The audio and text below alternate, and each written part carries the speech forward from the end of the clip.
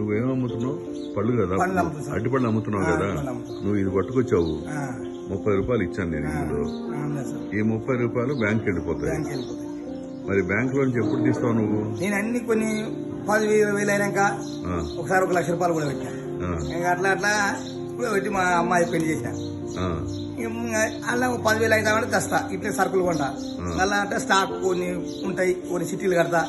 అట్లా అట్లా బిజినెస్. అంటే దీనివల్ల నీకు కష్టంగా లేదా? కష్టంగా లేదు సార్, నాకు మంచిగా ఉంది. అయితే ఇది బాగానే ఉంది.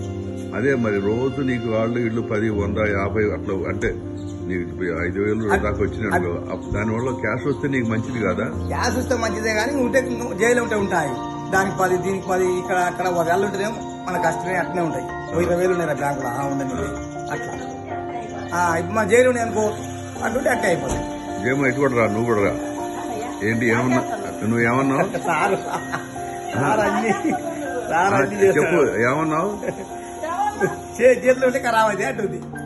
చేతిలో ఉంటే ఖరాబ్ అయితే చెప్పు, పర్వాలేదు. నేను చేతిలో ఉంటే బ్యాంకులో ఉంటే మనకు ఉపయోగం ఉంటాయి, చేతిలో ఉంటే ఖరాబ్ అవుతాయి పైసలు. అట్లా మా బాధ సార్. అది దేనికన్నా ఇప్పుడు సార్ ఇప్పుడు ఇంట్లో అడుగుతారు, 50 అటు ఇవ్వచ్చు వస్తుంది. బ్యాంకులకి వెళ్ళి తెచ్చి ఇవ్వలేం కదా సార్. అట్లయితే మనకు పైసలు స్టాక్ అట్లా ఉన్నాయి. ఎట్టేది ఉంటే అట్టే వెళ్తుంది, అవి ఉన్న వెళ్తుంది, లేకుండా వెళ్తుంది. మరి మరి ఇంటామంటే పని చేస్తుంది కదా, మరి ఆమె పైసలు ఆడుకుంటూనే ఉంటాం. మరి ఆమె అడిగినప్పుడు ఏం చేస్తామని ఉండే జైలుకి లేవు, మరి బ్యాంకులో అప్పు పోతానా నేను, అన్ని పైలు వచ్చా కదా. కానీ అంటే అట్లా అట్లా ఎవరికి ఉపయోగం అట్టుంది అనమాట.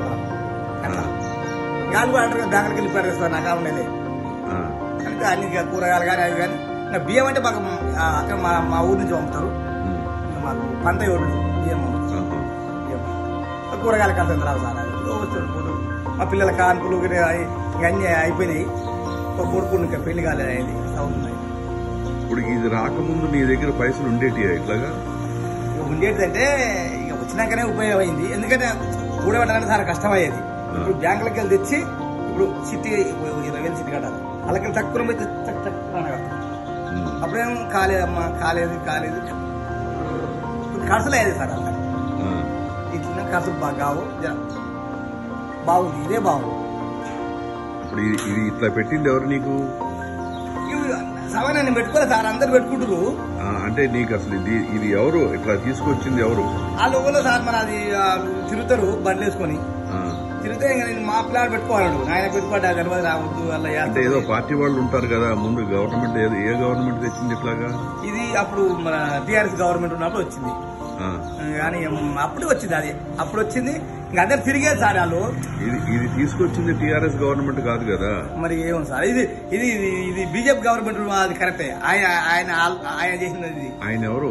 అదే నరేంద్ర మోడీ చేసిన వాడు. ఇది ఆయనగా చేసిన మనకి. నరేంద్ర మోడీ అని చెప్పిన మాట వచ్చేసింది. అట్లా సరే, ఓకే మరి. నీ పేరేంటి? ఇద్దయ్య సార్. ఇద్దయ్య. ఎన్నాళ్ళ నుంచి చేస్తున్నావు ఇట్లా వ్యాపారం? నేనా సార్ ఇప్పుడు 11 ఏళ్ళు అవుతుంది. ఎక్కువ 11 ఏళ్ళు 12 ఏళ్ళు అంతే.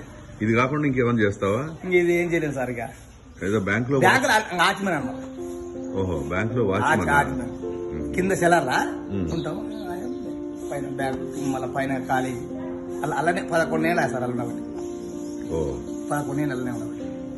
అందులో మీ ఆవిడ పనిచేసేది కాలేజీలోనేనా? ఈ బ్యాంక్ మాది వాటర్ ఉంది, వాటర్లో చేస్తాం. నెలకు 12,000 ఇస్తాం. సరే, ఓకే, థ్యాంక్ యూ.